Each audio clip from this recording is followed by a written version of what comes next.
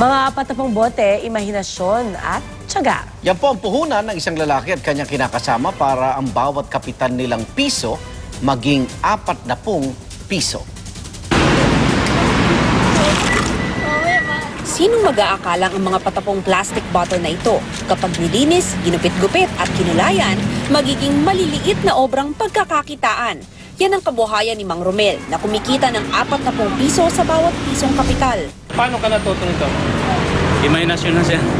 Kasi mahiling ako sa mga maputing-ting na mga maputing-ting kasi ang trabaho ko talaga dati, mga printing t-shirt.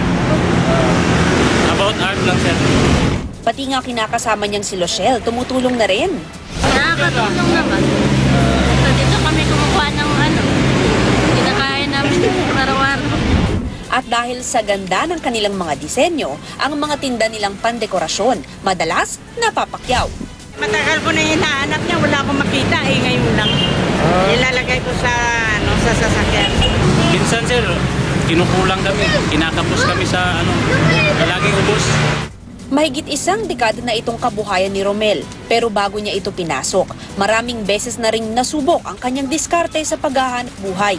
Dati nagtuturo ako sa livelihood sir. Sa NSO Manila, sa Santa Mesa at saka sa DNR, Quezon City. Ang kwento ni Romel, patunay na para makaahon sa buhay, diskarte, tiyaga at pagpupursige lang ang kailangan.